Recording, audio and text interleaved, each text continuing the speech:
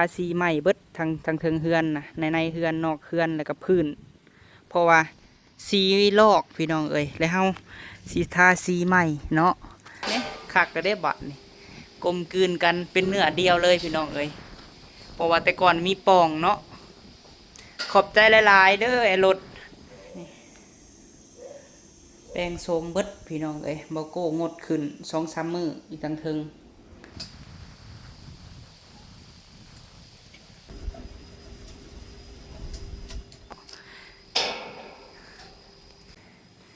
ต่อออกข้างเนาะพู้นแหละ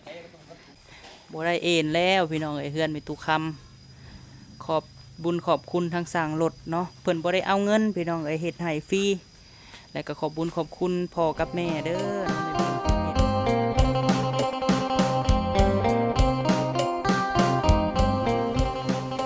มาพี่น้องเนาะกับทักไทยสบายดีเด้อพี่น้องเด้อเนาะสบายดีสวัสดีเบิดสุขุสุคนพี่น้องเอ้ยพบพ่อกับเบาพามีอีกแล้วพบพ่อมื้อนี้เนาะพี่น้องเนาะช่วงนี้กะบ่ได้เห็นถ่ายปานใดพี่น้องเอ้ยเฮือนแม่ฮักเบาพามี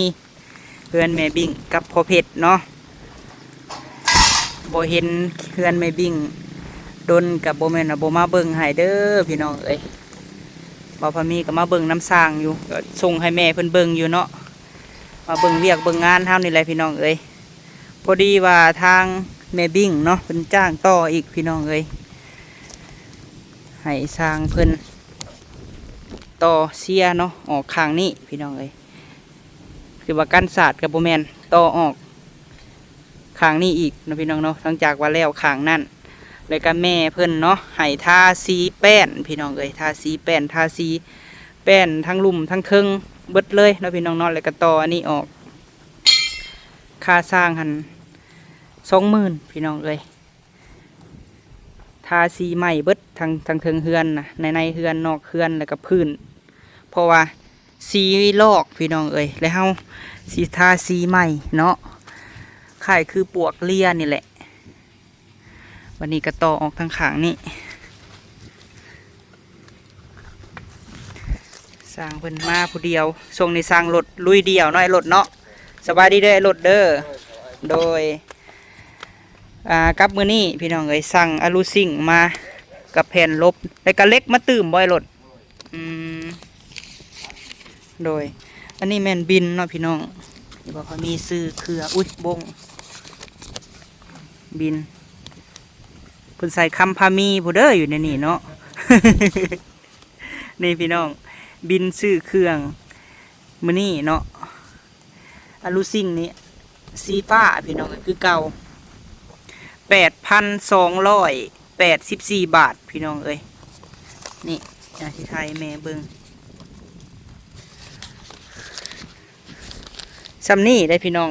ซัมนี่เนาะแล้วก็มีแผ่นลบหันแล้วก็มีเล็กจักเส้นไอ้รถเล็ก4 เส้นแล้วก็มีพวกน็อตพี่น้องเอ้ยเพราะว่าข้างนี้หันมันใส่ตัวกงครับบ่ได้มันบ่อยรถโดยต้องตัดทางเจิดมาเป็นบ่เพราะว่าพื้นที่เขามันเจยไปพุ่นนะพี่น้องเห็นบ่โดยแต่พื้นที่เฮานี่กะไหลมาเราเลย50 เซนพี่น้องแต่นี่มาเนาะแม่นบ่คลองน้ำสมมุติว่าแม่เพิ่นก่อกำแพงนี่น้ำก็จะไหลลงคลองเฮาเองพี่น้องเอ้ยนี่เนาะน้ำจากสายคาเฮานี่ไหลลงเอง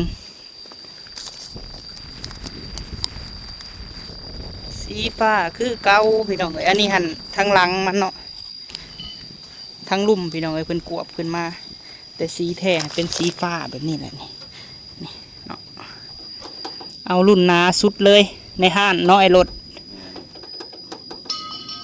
ลายแผ่นเติบอยู่ได้นี่1 2 3 4 5เป็นสันยาวพี่น้องเอ้ยเพราะว่าบ่สิบ่ได้เสมอกันเนาะข้างนั่นเนาะนี่ก็แม่นนี่ก็แผ่นลบพี่น้องเอ้ย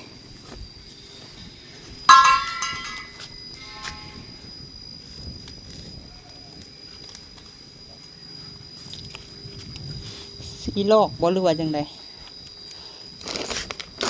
นี่น็อตที่เขาซื้อมา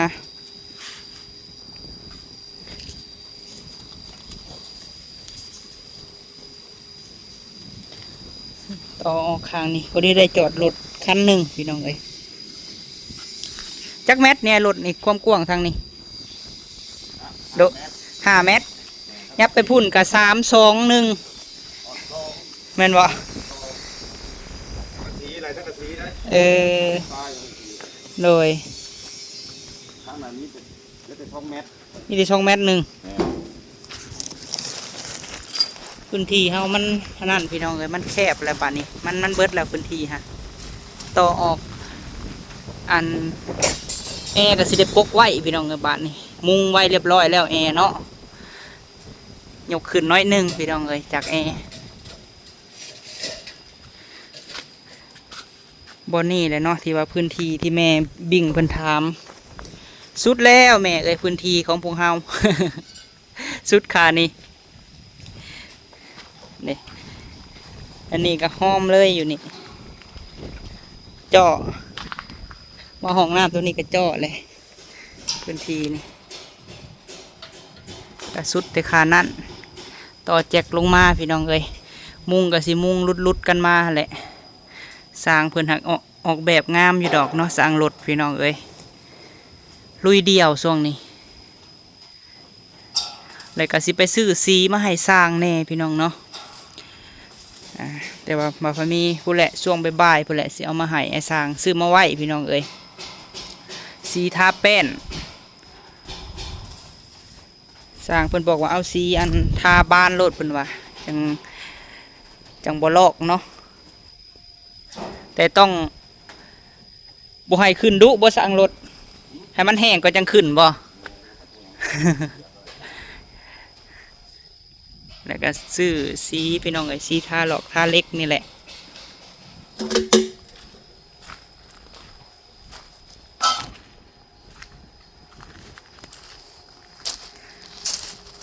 มุงออกบานนี้ก็แห้งสิบริษัทเพราะว่าฝนตกเมื่อก่อนนะป้าพมีก็มาเบิ่งอยู่พี่น้องเลยบริษัทเนาะเพราะว่าทั้งลุ่มเขาก็อัดเขาเป็นป่องแบบซี่แต่ว่าเขาแอมทางในพี่น้องเอ้ย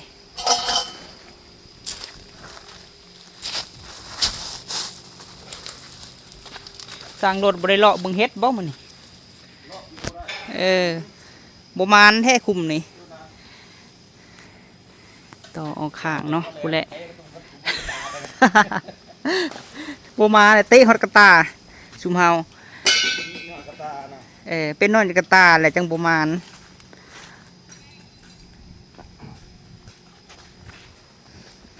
กูแหละพี่น้องเลยมุ่งแล้วยังเห็นความคืบหน้า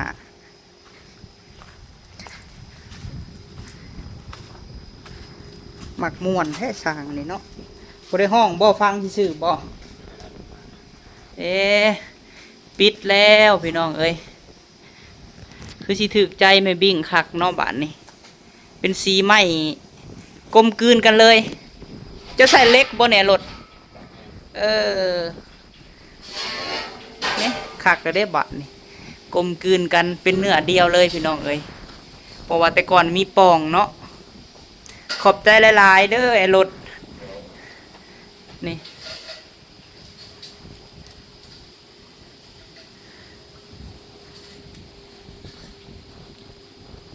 นี่เนาะเพิ่นใส่ให้พี่น้องเลยบอลแม่บิงบอกนี่แหละต้องจอดเล็กใส่ข้างๆนี่ก็คือสิคือกันพี่น้องเลยนี่บอลนี่แต่บ่ฮู้ว่าแม่เพิ่นสิให้ใส่อีกบ่อยู่นี่เนาะนี่จอดเล็กใส่แล้วก็เอาฟาเซอร่าใส่งามแล้วบาทนี่เฮือนแม่บิงเบาคำโก้นอนอยู่ในพุ่นแหละพี่น้องเอ้ยป่ะบ่พอมีสิไปเบิ่งเฮือนมีตู้ค่ำก่อนที่ไอรถเพิ่นค่ำให้มีตู้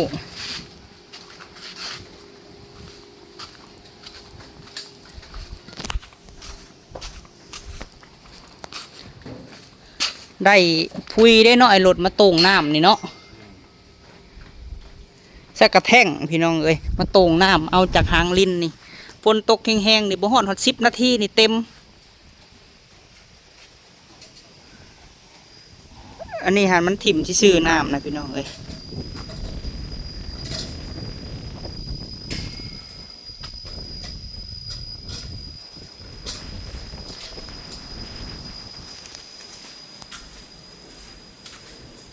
คำโก้นี่นอน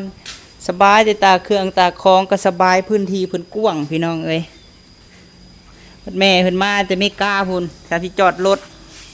พื้นที่กว้างเหมาะกับการกินซุ่มแซวพี่น้องเอ้ยเพราะว่าแม่ก็มักเฮ็ดกินอยู่แม่บิ่งเพิ่นมักเฮ็ดกินให้ลูกให้เต้ากิน พื้นที่ได้จอดรถกว้างคนตากเครื่องตากของพี่น้องเอ้ย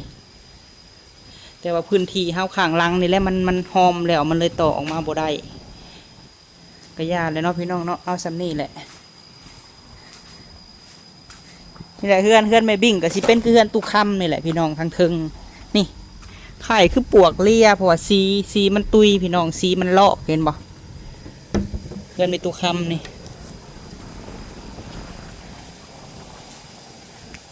แต่โบแมนห้อยขีดได้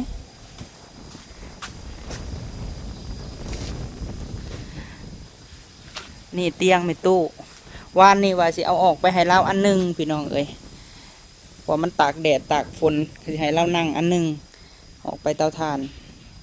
เพราะว่าเขาแก้ไม้ออกมาเลยอันไม้เต็มรถพี่น้องเอ้ยเลยใส่บ่ได้บาทนี่เนาะนี่บ่ได้เอ็นแล้วพี่น้องเอ้ยเฮือนมีตุคำขอบบุญขอบคุณทางสั่งรถเนาะเพิ่นบ่ได้เอาเงินพี่น้องเอ้ยเฮ็ดให้ฟรีแล้วก็ขอบบุญขอบคุณพ่อกับแม่เด้อเนาะแม่บิ่งพ่อเพชรเล็กก็เป็นแม่บิ่งอะไรซื้อพี่น้องเอ้ยที่ว่าเฮาเรือจากเฮ็ดเฮือนงวดก่อนน่ะเรือ2 อันพี่น้องเอ้ยก็พอดีมาตัดใส่สร้างเพิ่นจอดเล็กใส่ให้แน่นเติงพี่น้องเอ้ยผู้เจ้ามาเพิ่นก็ดีใจได้แม่ตุคำนี่ค่ำขึ้นแล้วเพิ่นจอดเล็กใส่แน่นเลยพี่น้องเอ้ยบานนี่ฟังพุกอียังใส่คักแน่เนาะบ่ได้เอ็นแล้ว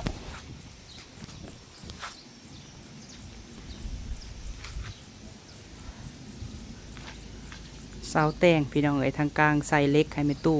เห็นบ่แต่ก่อนเฮาสังเกตเบิ่งว่ามันเอ็นกลางเนาะเพราะว่าเฮือน7 เมตรแล้วเฮาบ่ได้ใส่เสากลางวันนี้สร้างรถเพิ่นแปลงโสมใหม่ให้แม่ตู้ค้ำพี่น้องเอ้ยมือใดเรามาอยู่เฮือน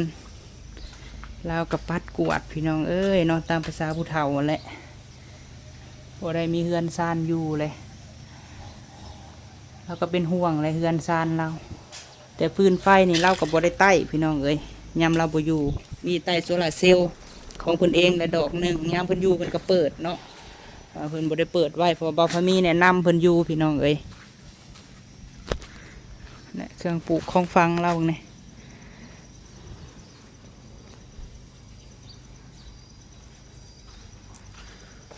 นางตู่คอในเด้อมีตุคำเด้อเสียไปใส่ออมของบ่าวพามีหันมันบ่งามแล้วพี่น้องเอ้ยคอน้ำมีตุคำก่อนลายอยู่ของเราเอาไปใส่ออมก็กินน้ำกันอะไรพี่น้องเอ้ยมื้อนี้ว่าสิออมมื้อนี้ฮะออกไปเฮือนเพิ่นเฮ็ดตูบเพิ่นพุ่นแหละ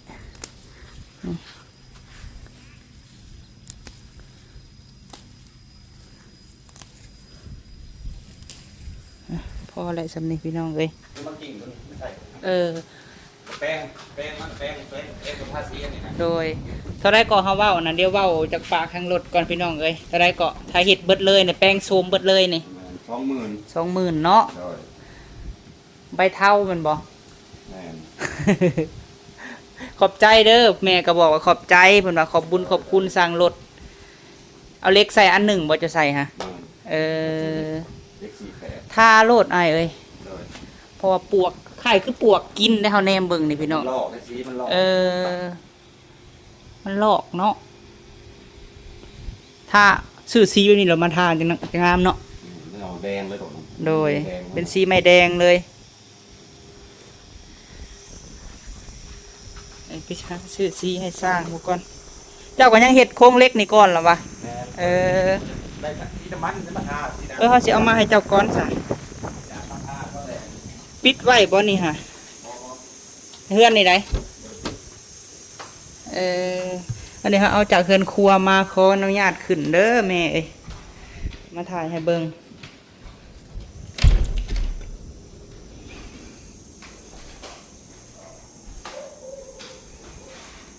นี่ แปลงโสมเบิดพี่น้องเอ้ยบ่โก้งดขึ้น2-3 มื้ออีกทั้งเทิงนอนทางล่างก่อนเพราะว่าแต่ละมื้อนี่เพิ่นก็เปลี่ยนห้องนอนนั่นแหละพี่น้องเอ้ยเพราะว่าแม่ก็ว่าเฮาต้องเปิดแอร์อย่างบ่ได้ก็จัก5 นาทีเนาะพี่น้องแต่ละห้องนะเพราะว่าเพิ่นว่าต้องทำความสะอาดตลอดเพิ่นว่าห้องทุกห้องอันนี้หันบ่แม่นว่าเพิ่นบ่กวาดได้พี่น้องกวาดอยู่แต่ว่าห้อยสีมันลอกพี่น้องเอ้ยอันนี้นี่ต้องได้ทาสีใหม่เบิดเลยนี่เฮือนแม่บิ่งแต่ฝนตกมื้อนั้นลูกก็มาเบิ่งอยู่แม่เอ้ยบ่ได้สาดเข้าเพราะว่าแอมทางในหั่นนะไอเดียนี่หั่นเป็นไอเดียของแม่บิ่งเด้อพี่น้องเด้อแม่หั่นออกแบบงามทางนอกในแม่นเฮาบ่ได้บ่ได้แอมนะพี่น้องบ่ได้นะบ่ได้เฮ็ดเพดานบ่พอมีก็เว้าไปเลยสร้างเพิ่นเฮ็ดให้พี่น้องเอ้ยเพิ่นว่าเฮ็ดให้แม่บิ่งเพิ่นน่ะเนาะพี่น้องเนาะอันเล็กกันขโมกขโมยนี่ก็ใส่เพื่อไว้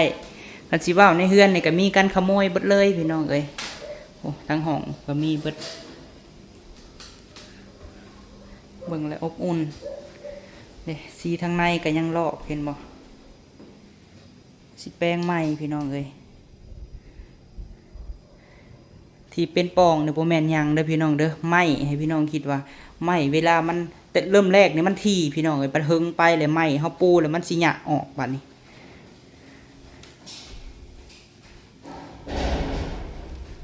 นี่ในห้องนอนเนาะ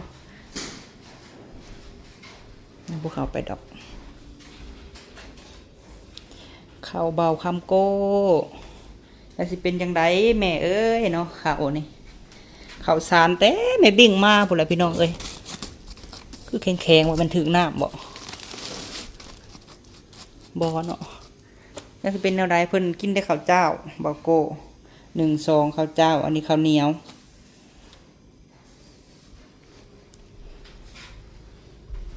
อันนี้ก็จักปั่นไฟแต่มีน้ำมันอยู่พี่น้องเอ้ยซื้อไว้ตั้งแต่พุ่นแหละ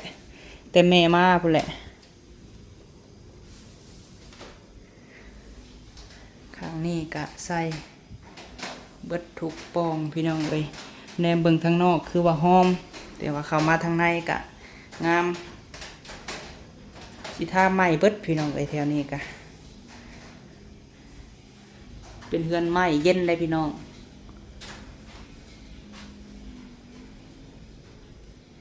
ในเฮือนของเพิ่นอยู่ผู้เดียวพี่น้องเอ้ยจักสิมาอยู่จักห้อง ห้องน้ำห้องในแม่เพิ่นใส่ลูกแก้วลายแล้วมันสว่างพี่น้องเอ้ย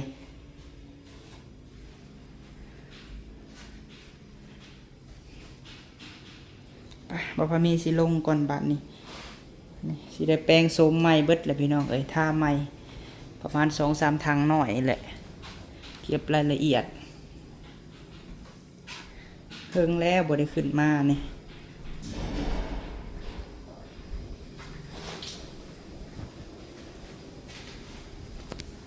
ทางในพุ่นเราก็ใส่ให้เด้อแม่บิ่ง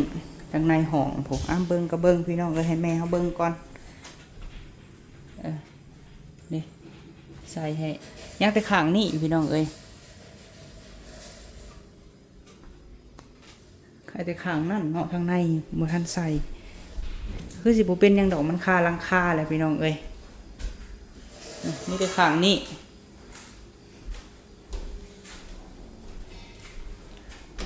เงาสะท้อนบอกว่านี่ก็คิดว่าไง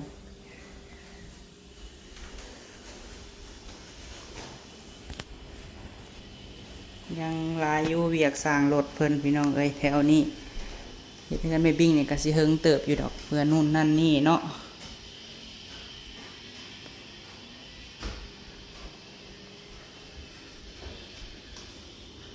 นี่เฮาก็บ่ได้ซื้อดอกพี่น้องเอาอันเก่าประตูทางเขาเอาบ้านเก่าวงเก่าแล้วบ่ดำนาไหนรถ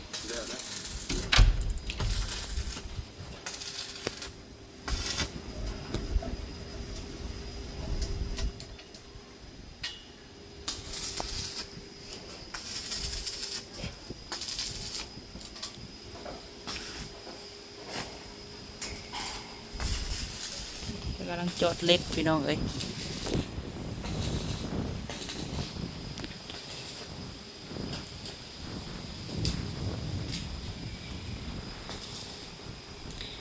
ร้านแม่บิ่งเห็ดเวียกกลางคืนพี่น้องเอ้ยเพิ่นเห็ดเวียกเนาะ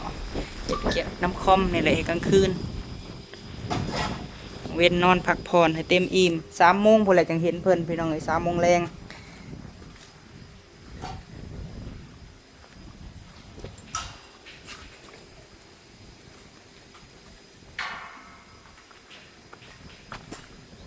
ทันใจเนาะหันเวียดนี่โทรยามใดมาส่งยามนั้น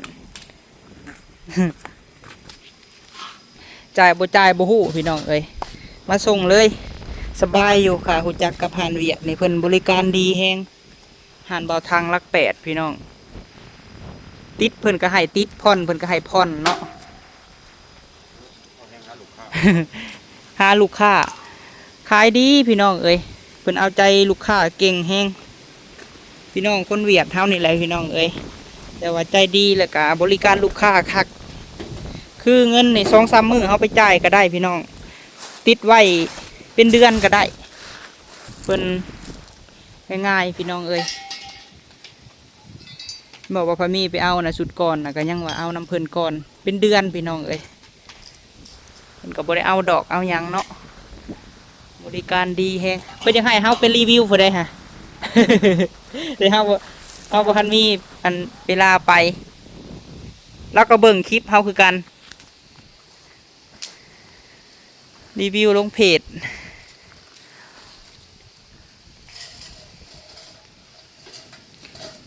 เขามาส่งเช้านี้อันนี้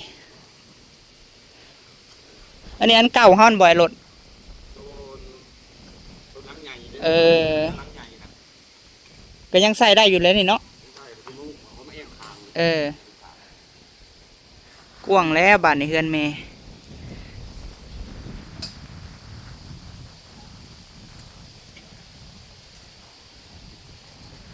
น้ำมันซนก็เอาบ่เอาน้ำมันนะมันคนใส่คนน้ำมันนั่นอินเนอร์ต้องเอนะ ต้องเอ น้ำมันอินเนอร์นะทุกนึงดีฟองหน่อยฟองที่ดีพ่อ ทาอันแป้นหันเนาะทาเล็กเนี่ยเนาะสีดำสีดำเงา2จริง2โดยกระดาษทรายกระโต๊ะคัดไม่ใช่ไม่กระตาหลบนะคัดแป้นนะหรือคัดอันนี้ตัวคัดแป้นนะน้ำใบที่ใบโดนใบคัดใบเกียร์ซื้อมาให้แมทเจ้าได้นี่ไปพี่น้องเอ้ยเนาะคลิปนี้กะสิได้จบคลิปก่อนเด้อเนาะเดี๋ยวไปสั่งเครื่องมาเพิ่มเพื่อนให้บิ่งก่อนพี่น้องเอ้ยไปสั่งที่ซื้อดอกพี่น้องเอ้ยหักเพื่อนเอามาให้เนาะเขาบ่ได้เอามาเพราะว่านี่แหละรายจ่ายเฮามื้อนี้พี่น้องเอ้ย8,287 บาทเนาะพวกแนวมุ้งนี่แหละพี่น้องเอ้ยแล้วก็น็อตเนาะจังไดก็ขอบคุณหลายๆเด้อแม่เอ้ยให้เจ้าอยู่ดีมีแรงที่ว่าพ่อกับแม่เนาะไว้เนื้อเสือใจลูกชายผู้นี้มาตลอดเบิ่งเฮือนเบิ่งซานกับเบาโก้เนาะที่ว่าไว้เนื้อเสือใจลูกมาตลอดแม่เอ้ยให้เบิ่งเฮือนเบิ่งซานเฮ็ดเฮือนต่อเติมออกทั้งหมดพี่น้องเอ้ยกับเบาพามีเป็นคนเบิ่งสร้างแล้วก็จ่ายค่าสร้างรอบนี้แมนค่าสร้างเขา20,000พี่น้องเอ้ยแปลงเบิดเลยในเฮือนค่ะสิว่าเนาะกับที่ว่าทาสีมันลอกแล้วก็เห็นไม้เบิดพี่น้องเอ้ยสีคันว่ารถก็เปลี่ยนสีรถพี่น้องเอ้ยอันนี้ค่ะเฮือนแล้วก็มุงโครงเล็กเบื้องนั่นออกพี่น้องเอ้ยก็ครบเสร็จในจำนวนนี้เนาะทาสีทั้งลุ่มเทิงอะไรพี่น้องเอ้ยมันลอกนี่ลอกเบิดเลยนี่ทางนี้แล้วก็สิทาสีใหม่น้อยจังไรก็ขอบคุณพี่น้องไอ้บ่พอมีสิออกไปเฮือนตู้คำพุ่นแหละกระปุกปลาแดกแล้วก็เต้าพี่น้องเอ้ยโดยว่าจังไรคลิปนี้ไปแล้วพี่น้องเอ้ยฝากกดไลค์กดแชร์ด้วยพี่น้องเด้อเนาะกล่าวคำว่าสบายดี